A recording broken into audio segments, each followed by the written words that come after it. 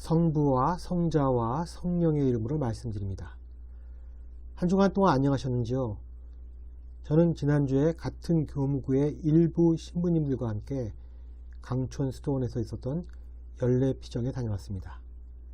마침 지지난주 금요일에 대장 용종 제거 시술을 받은 터라 전반적으로 몸이 노곤한 상태였는데 제게는 매우 적절한 쉼의 시간이기도 했습니다. 대장 용종 제거 시술을 받기 위해서는 공복과 비움의 과정이 필요한데 그 과정이 고통을 수반하기는 하지만 전반적으로 정신이 맑아지고 몸이 가벼워지는 것 같아서 이러한 비움의 과정을 주기적으로 시행하면 어떨까 하는 생각이 들기도 했습니다.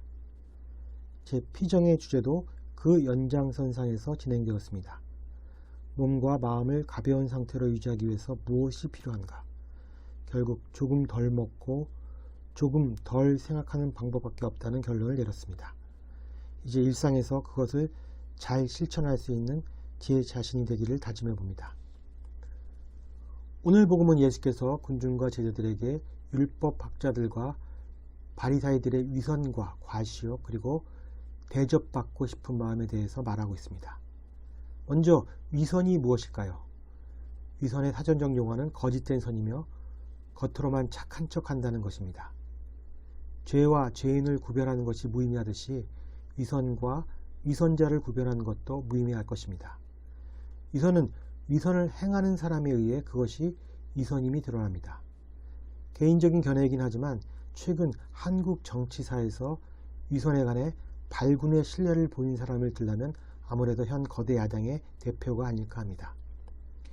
이분은 시민들의 촛불 시위는 시작되었지만 정치권에서는 쉽사리 박근혜 대통령의 탄핵 논의를 꺼내지 못하고 있을 때 가장 먼저 가장 용감하게 탄핵 이야기를 꺼내 당시 시민들로부터 사이다라는 칭찬을 받던 분이었습니다.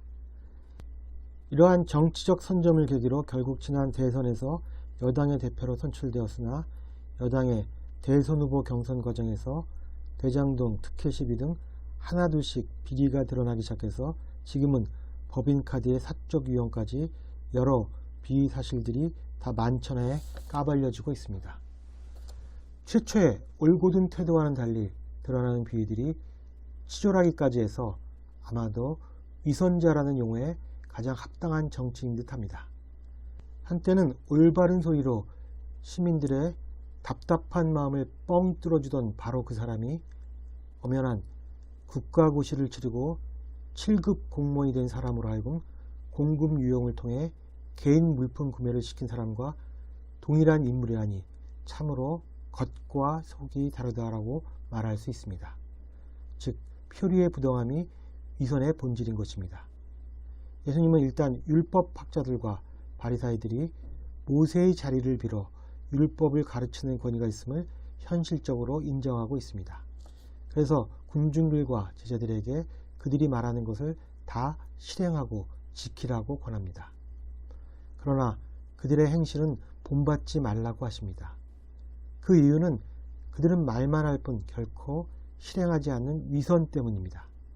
그리고 그것은 마치 무거운 짐을 꾸려 남의 어깨에 메어주고 자기들은 손가락 하나 까딱하지 않는 것과 같은 행동이기 때문이라고 하십니다.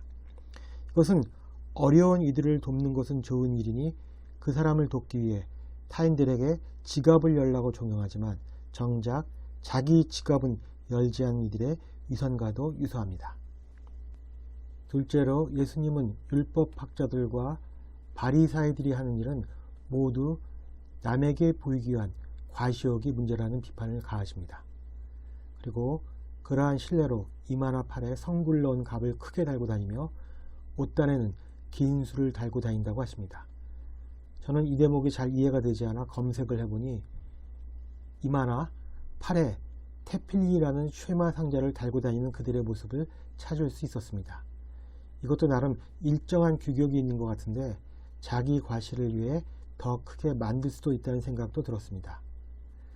셋째로 예수님은 또 그들은 잔치에 가면 맨 윗자리에 앉으려 하고 회당에서는 제일 높은 자리를 찾으며 길에 나서면 인사받기를 좋아하고 사람들이 스승이라고 아버지라고 지도자라고 불러주길 바란다고 말씀하십니다. 한마디로 대접받기를 즐겨한다는 뜻입니다. 응당 자신이 맨 윗자리 혹은 높은 자리에 앉아야 하고 스승이라는, 아버지라는, 지도자라는 소리를 들어야 한다는 것은 참으로 위험한 일일 수 있습니다. 예전에 제가 모시던 신부님 중에서 장소를 불문하고 신부의 표식인 흰색 카라를 차고 다니시던 분이 계셨습니다. 은행을 갈 때도, 음식점에 갈 때도, 심지어는 교인들과 함께 등산을 갈 때도 카라를 찾았습니다.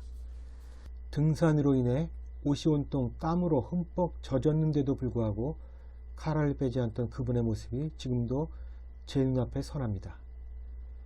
사도 바울에 따르면 세속에서는 세속 사람들과 섞여 구별이 되지 않는 것도 일종의 미덕일진데, 그 신부님은 카라에 기대어 대접을 받는 삶을 선택하신 것 같았습니다. 저는 그분이 음식점에서 신부님이라고 조급원들이 깍듯하게 대접하는 모습도 목격했지만, 안타깝게도 연유는 잘 모르겠지만 그분이 카라를 찬 채 은행에서 은행원과 언성을 높이는 장면도 목격했습니다. 성직을 스스로를 높이는 수단으로 생각했던 율법학자들이나 바리사이들과 마찬가지로 지금도 그러한 유혹에 빠진 성직자들이 분명히 존재함을 우리는 알 수 있습니다. 오늘 일독서인 미가서에는 이스라엘 백성들을 그릇된 길로 이끄는 예언자들과 지도자들을 두고 하나님께서 적나라하게 꾸짖는 장면이 등장합니다. 하나님께 이들은 입에 먹을 것을 물려주어야만 재구실을 하는 속된 무리들이기 때문에 이들로 하여금 이스라엘 백성들이 참담한 미래를 맞이하게 되었다고 말씀하십니다. 이스라엘 가문의 지도자들 역시 하나님으로부터 백성의 피를 빨아 시온을 세웠고 백성의 진약을 짜서 예루살렘을 세웠다는 비판을 면치 못합니다. 하나님은 예언자나 지도자들이 모두 돈에 팔려 잘못된 판단을 내리는 우를 범하고 있음을 지적하십니다. 그렇다면 예언자나 지도자들은 어떤 삶을 살아야 할까요? 그것은 사도 바울이 쓴 오늘 이 독서인 데살로니가 전서에 그 해답의 실마리가 있음을 알 수 있습니다. 사도 바울은 이렇게 말합니다. 우리는 여러분에게 하나님의 복음을 전하는 동안 누구에게도 폐를 끼치지 않으려고 노동을 했습니다. 복음을 전하는 사도가 신자들의 헌금으로 생활하는 것은 어떻게 보면 당연한 일일지도 모르겠습니다. 그러나 사도 바울은 스스로 생계를 해결하는 방법을 선택했습니다. 이것은 사도 바울이 복음 전파를 위해 선택한 최고의 방법이지 않았나 하는 생각을 해봅니다. 예언자나 지도자들의 삶이 일반 대중들과 지나치게 괴리되어 있다면 그들이 전하는 가르침은 크게 효과를 볼 수 없습니다. 배부르고 등 따시니 저런 한가한 이 얘기를 하고 있다는 빌미를 줄 수 있기 때문입니다. 그러나 예언자들과 지도자들이 사도 바울처럼 일반 대중들과 다르지 않게 자신의 생계를 위해 일하는 모습을 보인다면 대중들은 그들과 동질감을 느낄 것입니다. 그것이 바로 오늘 복음에서 자기를 낮춘 사람의 행동입니다. 그리고 자신을 낮춘 사람만이 높아질 수 있는 은총을 입게 됩니다. 그러나 스스로를 높이는 사람에게 남아있는 일은 그 자리에서 굴러 떨어지는 일뿐입니다. 파레토의 법칙이라는 개념이 있습니다. 이것은 80대 20의 법칙이라고도 불립니다. 그 의미는 전체 결과의 80%가 전체 원인의 20%에서 일어난 현상을 말합니다. 조직의 20%의 사람이 80%의 일을 감당하고 20%의 운전자가 전체 교통 위반의 80% 정도를 차지하고 20%의 범죄자가 80%의 범죄를 저지른다는 것입니다. 당시 모든 율법학자들이나 바리사이들이 다 나쁘지는 않았을 것입니다. 분명히 자신의 소명에 충실했던 진정성을 지닌 사람들이 더 많았음에 틀림없습니다. 그러나 안타깝게도 복음에서는 20%의 타락이 80%의 타락을 견인하는 것처럼 보입니다. 우리는 타락한 20%가 되지 않기 위해서 스스로를 끊임없이 성찰해야 합니다. 이러한 자기 성찰에 살아있음이 우리를 낮은 자, 겸손한 자로 이끕니다. 우리가 이 사실을 명심하지 않는다면 우리는 오늘 복음에 등장하는 율법학자들이나 바리사이처럼 변질될 것임을 기억하는 저와 여러분이 되기를 주님의 이름으로 기원합니다.